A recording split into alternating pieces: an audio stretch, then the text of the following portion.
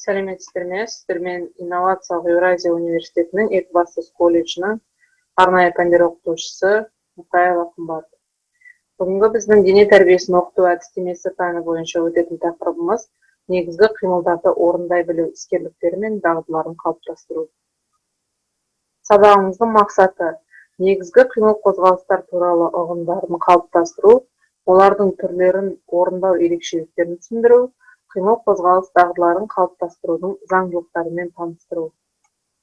Жоспарымыз: негізгі қимыл қозғалыстарға сипаттама, екінші негізгі қимыл қозғалыстар жөніндегі ұғымдар және олардың мәні, үшінші қимыл қозғалыс дағдыларын қалыптастырудың заңдылықтары. Негізгі қимыл қозғалыс адам өмірі үшін ерекше маңызды әрі қажетті болып табылады. Оған жүру, жүгіру, секіру, лақтыру, өрмелеу, тепе-теңдікті сақтау жатады. Негізгі қимыл қозғалыс орындау барысында адам ағзасындағы қимыл қозғалысты реттейтін нерв жүйесі жұмысы аса маңызды. Негізгі қимыл қозғалысты орындау адам санасымен, танымымен, көңіл күйімен тікелей байланысты. Негізгі қимыл қозғалысты орындау барысында бала өзінің қоршаған ортада бағдарлануы, байқағыштығы, уақыт, кеңістік, шама ұғымдары қалыптасады. Негізгі қимыл қозғалысты орындау бала денесінің сымбатты болып қалыптасуына да әсерін тигізе алады. Негізгі қимыл қозғалысты орындау барысында ойлау әрекеті белсенді бола түседі. Өйткені ол қозғалысты реттеп отырып, қажетті алғышартта болып саналады. Негізгі қозғалысты орындау баладан өзі орындайтын әрекеттердің ішкі мәнісін түсінулерін, саналы меңгерулерін талап етеді. Ол ағзаның функциялық мүмкіндіктерін арттырады, танымдық, ерік, эстетикалық қасиеттерін дамытады, дененің икемділік, ептілік, тағы басқа сапаларын дамытуына көмектеседі. Негізгі қимыл қозғалыс циклды және ациклды болып бөлінеді. Циклды қозғалыста нақты бір әрекет түрі қайталанады, ал ациклды қозғалыста қимыл әрекеті қайталанбайды. Баланың өмірге келіп талпыныс жасайтын ең алғашқы негізгі қозғалыстары ұстау, жармасу, лақтыру. Қозғалыс және соның нәтижесінде пайда болатын түрлі түйсіктер үшін аса құнды.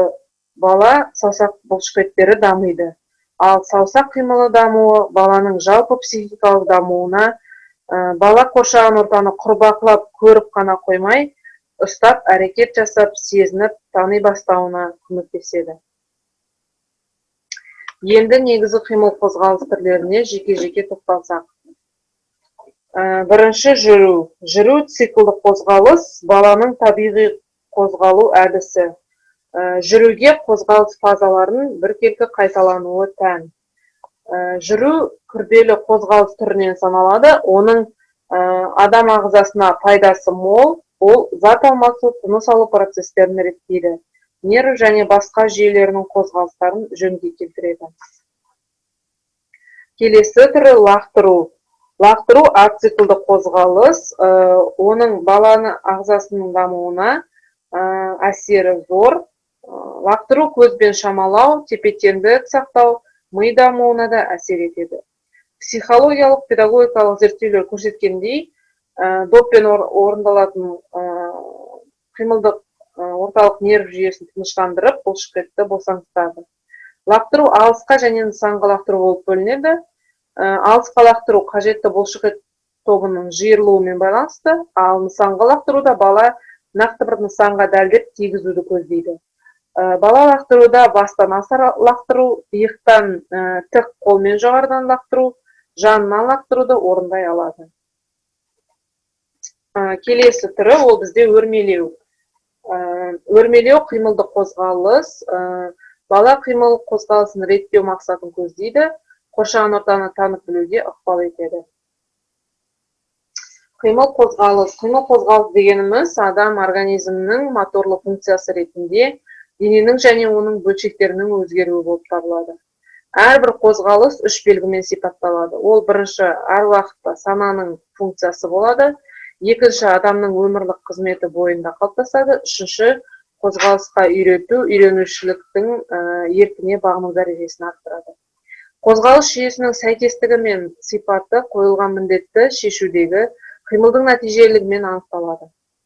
Қимылды адам қызметінің жүзеге асырудың нақты әдісі деп қарауға болады. Көптеген қимылдар баланың өзіндегі білім, дағды негізінде қозғалыс дағдысына және сол қимылды орындауға қажетті белгілі бір мөлшердегі қайталаулар нәтижесінде қалыптасады. Қозғалыс пен қимылдың баяндалған сипаттамасының негізінде дене жаттығуларының теориясы құралады. Дене жаттығулары деп адам денесін жетілдіру үшін жасалған және қолданылатын қимыл мен қозғалыстарды айтамыз. Кез келген қимыл дене жаттығулар деп аталмайды, тек қана дене тәрбиесінің міндеттерін шешуге және оның заңдылықтарына бағынатын қимылды ғана дене жаттығуларын деп құрайды деп айтамыз. Қозғалыс қимылдарына үйрету осы қимылдар туралы түсініктерді қалыптастырудан басталады. Оның құрылымы, қолдану әдістері және тағы да басқаларын қамтиды. Адамның қозғалыс әрекеті күрделі құрылымдық тұтастық болып саналады. Қозғалыс әрекетін меңгеру тек қана дағдыны қалыптастыруға ғана емес, дене жаттығуларын орындауға мүмкіндік туғызатын қажетті күш, жылдамдық, төзімділік, шыдамдылық және буын қозғалғыштығы сияқты сапалық ерекшеліктердің дамуына да байланысты. Қозғалыс дағдыларын қалыптастыруда оны үйретуді үш кезеңге бөлуге болады. Яғни қозғалыс әрекетімен таныстыру, үйрену және қозғалыс әрекетін жетілдіру. Соның ішінде баланың жетекші әрекеті болып табылатын ойын әрекеті де қимыл қозғалыстан тұрады. Баланың қимыл белсенділігін шектеу өскелең организмнің биологиялық заңдылықтарына сай келмейді. Әртүрлі дене жаттығулары бала организмнің физиологиялық функцияларына қолайлы әсер етеді, оның сыртқы ортаның құбылмалы жағдайларына қалыптасуына көмек береді.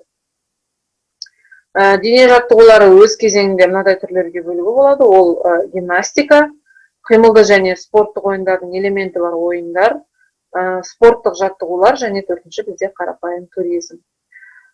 Соңғы жылдары жас ұрпақтың дене тәрбиесі проблемасымен айналысатын ғалымдар халықтық ойындар мен дене жаттығуларының төл ерекшеліктеріне барған сайын айрықша қызығушылық танытуда. Өйткені халықтық қимылдық ойындар жас ұрпақты қажетті дене сапаларымен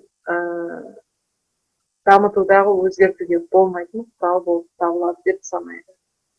Енді үй тапсырмасы ол бізде бірінші негізгі қимыл қозғалыс түрлеріне толық сипаттама тауып жазу.